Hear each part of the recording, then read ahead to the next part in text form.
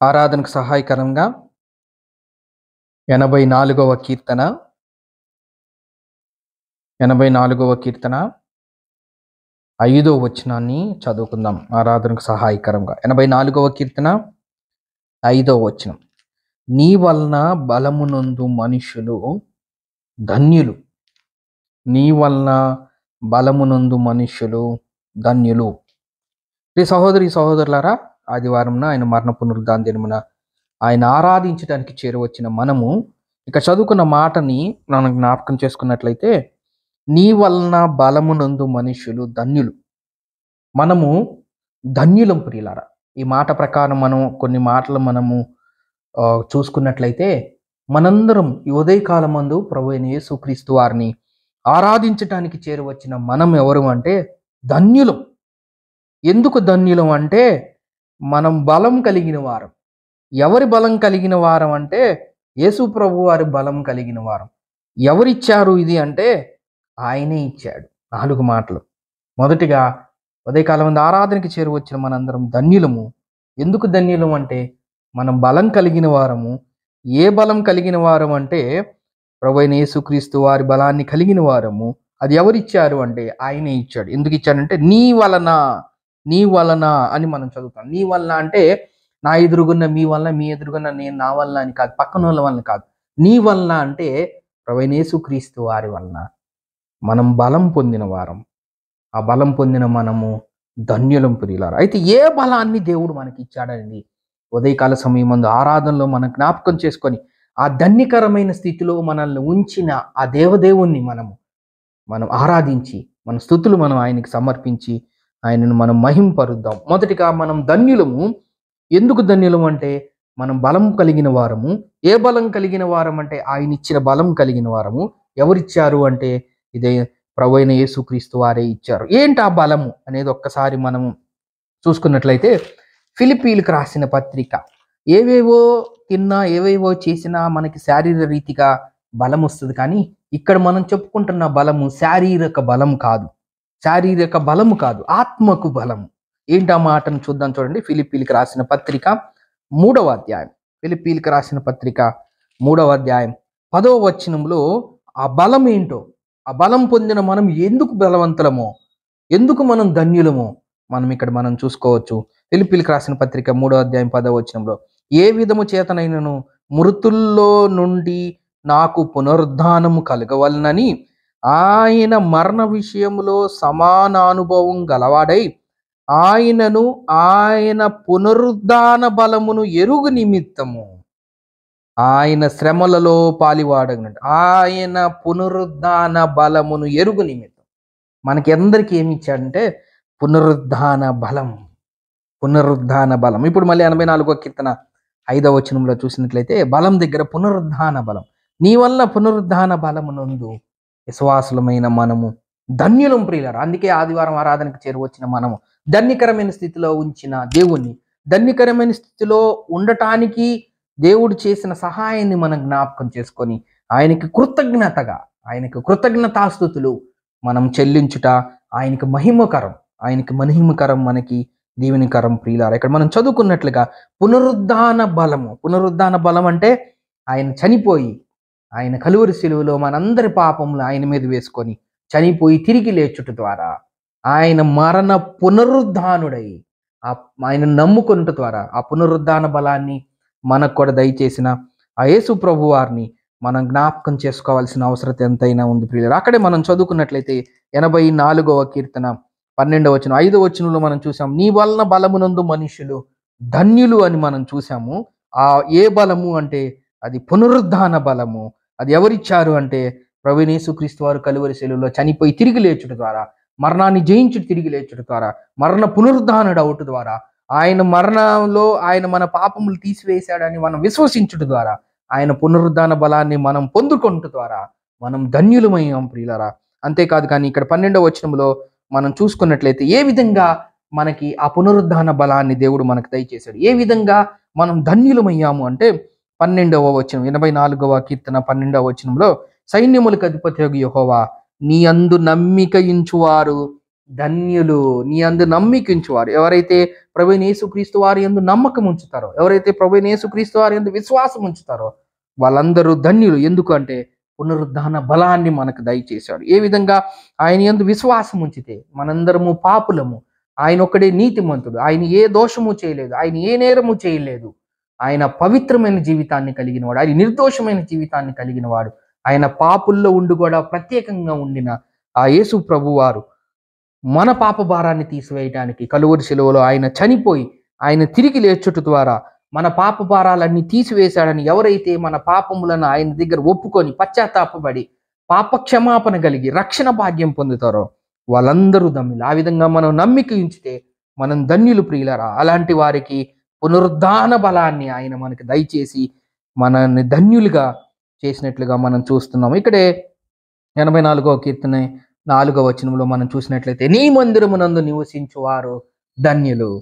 మొదటిగా మనము పునరుద్ధాన ఆయన యందు విశ్వాసం ఉంచుట ద్వారా, లేదంటే నీ యందు నమ్మిక ఉంచుట ద్వారా మనము ఆయన రక్షణ భాగ్యం దయచేసి పునరుద్ధాన బలాన్ని మనకు దయచేసి మనల్ని ధన్యులుగా చేశాడు. రెండోది, మనం ఆయన మందిరంలో ఇప్పుడు నివసిస్తున్నాం కాబట్టి ఆయన మందిర సన్నిధిలో, ఆయన సన్నిధిలో మనము మందిరంలో మనం ఉంటున్నాం కాబట్టి ఆ మందిరంలో నివసించే వారందరూ ధన్యులుగా చేసిన యేసుక్రీస్తు వారిని మనము ఆరాధనలో మనం జ్ఞాపకం చేసుకొనుట ఎంతైనా ఆశీర్వాదకరం. సరే, మనం ఆయన యందు నమ్మిక ఉంచుట ద్వారా మనల్ని ఆయన రక్షించుకున్నాడు. మనం ఆయన యందు విశ్వాసం ఉంచుట ద్వారా మన పాప క్షమాపణ తీసివేశాడు. మనం ఆయన చేసిన ఆ శిలువ కార్యము, మరణ పునరుద్ధానుడైన ఆ యేసును నమ్ముకొనుట ద్వారా మనము మందిరంలో నివసించుట ద్వారా మనం ధన్యులమయ్యాము. ఆయన పునరుద్ధాన బలాన్ని మనకు దయచేశాడు. మనం ధన్యులమయ్యాం, మంచిదే. కానీ ఎవరికి ఇచ్చాడు ఆయన ఈ పునరుద్ధాన బలమని ఒక మాట చూసుకున్నట్లయితే ఎఫెసీయులకు రాసిన పత్రిక 2వ అధ్యాయం ఎవరికి ఇచ్చాడు అంటే గొప్ప గొప్ప వారికి ఆయన ఈ ధన్యత ఇవ్వలేదు. మనం ఏదైతే 84వ కీర్తన మనం చదువుకున్నామో, నీ వలన బలమునందు మనుషులు ధన్యులు, నీ యందు నమ్మిక ఉంచువారు ధన్యులు, నీ మందిరం నందు నివసించువారు ధన్యులు, వారు బలం పొందుతారు, వారు పునరుద్ధాన బలం పొందుతారు, వారు ప్రభువైన యేసుక్రీస్తు ద్వారా పొందుతారు అని మనం ఏదైతే చదువుకున్నామో, ఎవరికి ఇచ్చాడు అంటే గొప్ప గొప్ప వాళ్ళకో, సంపన్నులకో, పేరు ప్రఖ్యాతులు కలిగిన వారికో, అధిపతులకో, నాయకులకో ఇవ్వలేదు. ఎవరికి ఇచ్చాడు ఈ ధన్యకరమైన స్థితి అంటే ఎఫెసీయులకు రాసిన పత్రిక 2వ అధ్యాయం అక్కడక్కడ మనం చదువుకున్నట్లయితే మొదటి వచనంలో మన అపరాధముల చేతను పాపముల చేతను చచ్చిన వారమై ఉండగా క్రీస్తు మన కూడా బ్రతికించను అన్న మాటను మనం చూసినట్లయితే మనందరం ఎవరు అంటే అపరాధముల చేత పాపముల చేత చచ్చిపోయిన వారం.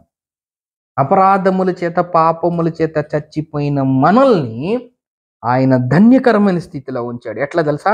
నీ యందు నమ్మిక ఉంచుట ద్వారా. మనం అందరము ఆయన యందు నమ్మిక ఉంచాము. మన పాపాలని తీసివేయడానికి ఆయన చేసిన ఆ శిలువ కార్యం, ఆ మరణ పునరుద్ధాన కార్యాన్ని మనం గుర్తించి మన పాపములు విడిచిపెట్టి పాపక్షమాపణ కలిగి రక్షణ భాగ్యం తీసుకొని సంఘంలో, మందిరంలో నివసిస్తున్న మనందరికీ ధన్యకరమైన స్థితి ఇచ్చాడు. చూసారా ఎలాంటి వారికి ఇచ్చాడండి? అపరాధముల చేత, మనందరి ఒకప్పుడు స్థితి ఇదే, అపరాధముల చేత పాపముల చేత చచ్చిపోయిన మనల్ని ధన్యకరమైన స్థితిలో ఉంచాడు. ఆయన పునరుద్ధాన బలాన్ని దయచేసి మనల్ని ధన్యులుగా చేసినట్లుగా మనం చూస్తూ ఉన్నాం. ఇంకొక మాటను కూడా చూసినట్లయితే ఫిలిప్పీలకు రాసిన పత్రిక ఎవరికి ఆయన పునరుద్ధాన బలాన్ని దయచేశాడు, ఎవరికి ఆయన ధన్యకరమైన స్థితిలో ఉంచాడని మనం చూసినట్లయితే ఫిలిప్పీలకు రాసిన పత్రిక 3వ అధ్యాయం 21వ వచనంలో సమస్తమును తనకు లోపరుచుకున్న జాలని శక్తిని బట్టి ఆయన మన శరీరం ఎలాంటిది? దీన శరీరం. ఇందాక మనం చూసుకున్నాము అపరాధముల చేత పాపముల చేత చచ్చిన వారం. ఇక్కడ మనం చూసినట్లయితే దీన స్థితిలో ఉండిన వారం. మనం దీన స్థితిలో ఒకప్పుడు ఉండిన వారు. ఇప్పుడైతే 24వ కీర్తన ప్రకారం ఆయన వల్ల బలం నుండి మనం ధన్యులయ్యాము. ఆయన యందు నమ్మిక ఉంచడం ద్వారా ధన్యులయ్యాము. ఆయన మందిరం నందు నివసించడం ద్వారా ధన్యులమయ్యాం. కానీ ఒకప్పుడు మన పూర్వస్థితిని మనం జ్ఞాపకం చేసుకుంటే మన అపరాధముల చేత పాపముల చేత చచ్చిన స్థితిలో ఉండిన వారము. రెండోది, మనందరము దీన శరీరమును కలిగిన వారంగా మనం చూస్తూ ఉన్నాం. మూడవ మాటగా మనం చూసుకున్నట్లయితే ఎఫెసీయులకు రాసిన పత్రిక 2వ అధ్యాయం 3వ వచనం. ఎఫెసీయులకు రాసిన పత్రిక 2వ అధ్యాయం 3వ వచనం. వారితో కలిసి మనందరము శరీరము యొక్కయు మనసు యొక్క కోరికలు నెరవేర్చుకొనుచు మన శరీరాశలను అనుసరించి మునుపు ప్రవర్తించుచు కడమవారి వలె స్వభావ సిద్ధంగా దైవోగ్రతకు పాత్రులమై ఉంటిమి. మనం ఎవరు అంటే, ఎవరికి ఆయన పునరుద్ధాన బలాన్ని ఇచ్చాడు, ఎవరికి ధన్యమైన స్థితిలో ఉంచాడు అంటే, నెంబర్ 1, మన అపరాధముల చేత పాపముల చేత చచ్చిపోయిన మనల్కి ఆయన పునరుద్ధాన బలాన్ని ఇచ్చాడు. నెంబర్ 2, దీన శరీరముతో ఉన్న మనల్కి ఆయన పునరుద్ధాన బలాన్ని ఇచ్చాడు. ఇక్కడ మనం చూసినట్లయితే దైవోగ్రతకు పాత్రలము, దేవుని యొక్క ఉగ్రతకు, దేవుని యొక్క కోపానికి, దేవుని యొక్క శిక్షకు మనం పాత్రులమై ఉంటుండగా ఆయన ఈ భూలోకానికి దిగి వచ్చి నా పాపములను తీసివేయడానికి, నా దీన శరీరాన్ని మహిమ శరీరంగా మార్చడానికి, నీ మీద ఉన్న దైవ ఉగ్రతను తీసివేయడానికి, మన అపరాధములను తీసివేయడానికి, మన పాపములను తీసివేయడానికి, చచ్చిపోయిన మనల్ని తిరిగి బ్రతికించటానికి ఆయన కలువరి శిలువలో చనిపోయిన వాడుగా, ఆయన కలువరి శిలువలో నలకొట్టబడిన వాడుగా, ఆయన కలువరి శిలువలో హీనమైన స్థితిలో ఆయన శిక్ష అనుభవించిన వాడుగా, తృణీకరించబడిన వాడుగా, చూడనొల్లని వాడుగా ఆయన శిలువలో ఆయన చనిపోయాడు. ఎందుకంటే ఇందాక మనం జ్ఞాపకం చేసుకున్నట్టుగా అపరాధముల చేత పాపముల చేత చచ్చిపోయిన మనల్ని తిరిగి బ్రతికించటానికి, దీన శరీరమైన మనల్ని మహిమ శరీరంగా మార్చడానికి, దైవోగ్రతకు పాత్రలమైన మనల్ని ఆయన ప్రేమ చేత కరుణింపబడటానికి,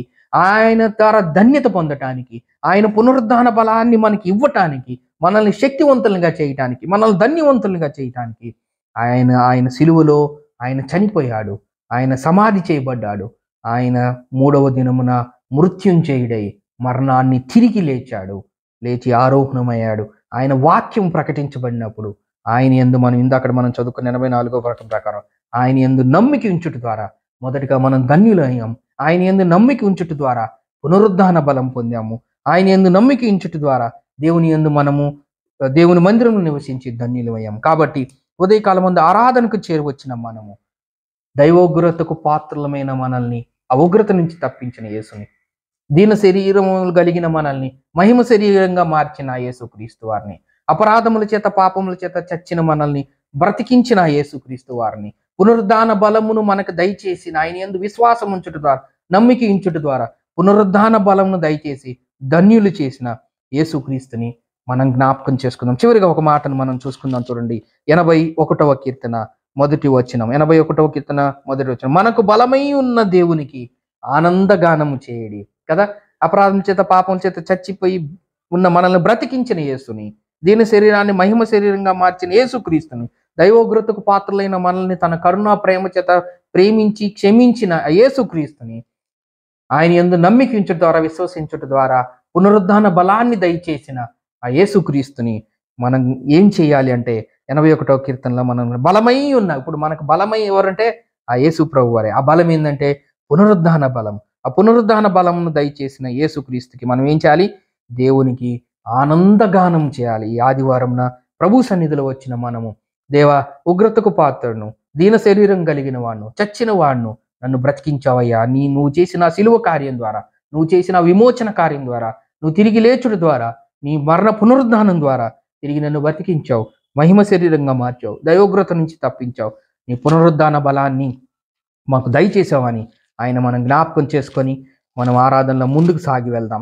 కొరింథీయులకు రాసిన మొదటి పత్రిక 11వ అధ్యాయం 23వ వచనం 29వ వచనంలో మనం చూసుకున్నట్లు, నేను మీకు అప్పగించిన దాన్ని ప్రభువు వలన పొందితిని.